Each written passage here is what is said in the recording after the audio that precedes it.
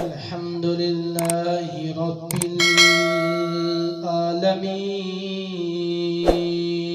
العالمين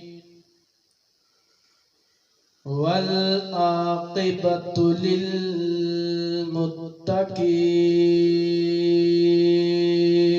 للمتقين والصلاة والسلام على سيد المرسلين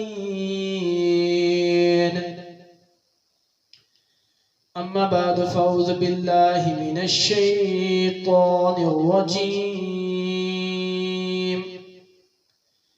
بسم الله الرحمن الرحيم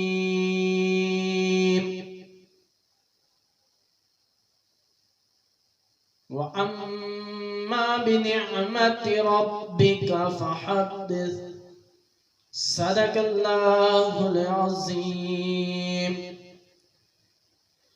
رب اشرح لي صدري ويسر لي أمري واحلل عقدة من لساني يفقهوا قولي إن الله وملائكته يصلون على النبي يا أيها الذين آمنوا صلوا عليه وسلموا تسليما اللهم صل على سيدنا ومولانا محمد وبارك وسلم وسلم عليه صلاة وسلام عليك يا سيدي يا رسول الله خدایا بحق بنی فاطمہ کبر قول ایمان کنی خاتمہ اگر دعوت مرد کنی ور قبول منو دست دامان علی رسول تیری نسل پاک میں ہے بچہ بچہ نور کا آقا تیری نسل پاک میں ہے بچہ بچہ نور کا آقا تو ہے عین نور تیرا سب گھرانہ نور کا سید ادنا غلام پرسی صبح پرسی تے شام پرسی سید ادنا غلام پرسی صبح پرسی تے شام پرسی حلالی امتی نبی تے عامر درود پرسی سلام پرسی ظلم ستم دا راج نہ ہو سی ظلم ستم دا راج نہ ہو سی میلا عامر تاج نہ ہو سی جیڑا سیندہ میلاد منے سی او کہیں دا محتاج نہ ہو سی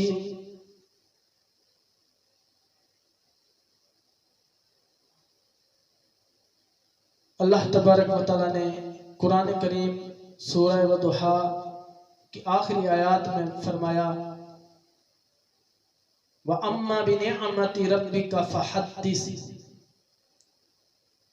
کہ جب تمہارے پاس اللہ کی نعمت آئے تو اس کا خوب چرچا کرو اس کا خوب چرچا کرو اور حضور سید عالم کریم نے فرمایا حدیث پاک ہے اول ما خلق اللہ نور اللہ تبارک و تعالیٰ نے سب سے پہلے میرے نور کو پیدا کیا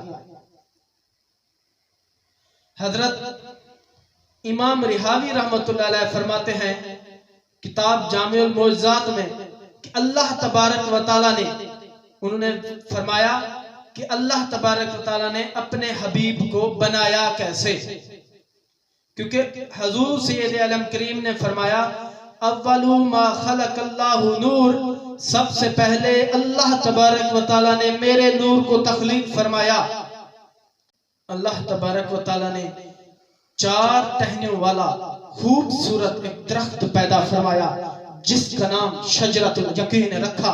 پھر اللہ نے اس درخت پر نور محمد صلی اللہ تعالی علیہ وآلہ وسلم کو ایک طاؤس کی صورت میں بیٹھا دیا. تو طاؤس نے وہاں 70 برس تک اللہ تبارک و تعالیٰ کی تسبیح بیان کی. اس کے بعد اللہ نے آئینہ حیا بنایا. آئینہ حیا بنا کر اس کے سامنے رکھا. جب طاؤس نے اپنا حسن و جمال آئینے میں دیکھا تو رب العزت کی بارگاہ میں 5 سجدے کیے. یہی وجہ ہے کہ حضور صلی اللہ تعالی علیہ وآلہ وسلم کی امت پر 5 نمازیں دن اور رات میں فرض قرار پائیں.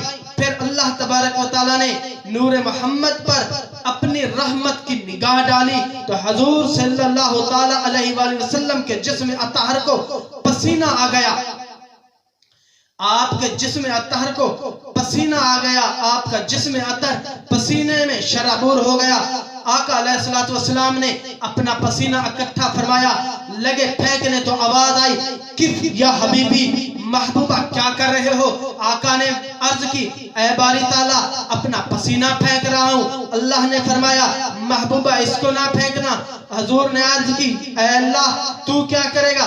اللہ تبارک و تعالیٰ نے فرمایا, محبوبہ یہ کوئی عام پسینہ نہیں, یہ تیرے تے میرے پیار کا پسینہ ہے. تو قطرہ قطرہ کر کے پھینک, میں اس سے کائنات بنانی ہے. آقا علیہ السلام نے اپنے سر مبارک کا پسینہ اکٹھا فرمایا.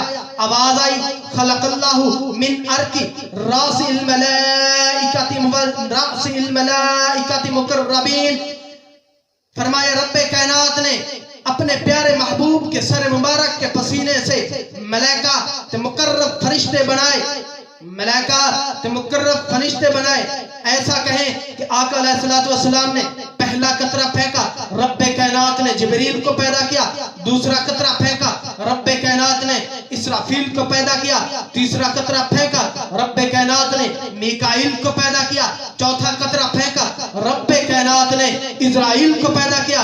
آقا علیہ السلام نے چھٹا لگا دیا, رب کائنات نے فرشتے بنا کر آسمان سجا دیا.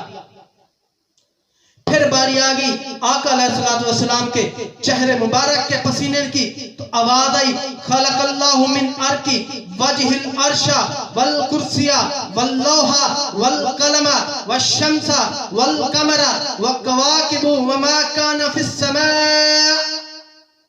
میرے آقا علیہ السلام کے چہرے پاک کے پسینے سے اللہ تبارک و تعالی نے عرش بنایا, لوح بنائی, قلم بنائی, کرسی بنائی, چاند بنایا, ستارے بنائے, چاند بنایا, سورج بنایا. ایسا کہیں کہ آقا علیہ السلام نے چھٹا لگا دیا, رب کائنات نے ستارے بنا کر آسمان سجا دیا.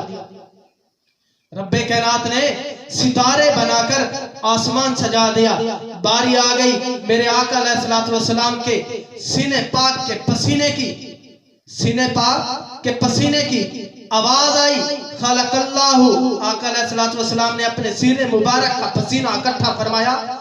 آواز آئی, خلق اللہ من ارکی صدر الانبیاء والمرسلین والعلماء والشہداء والصالحین.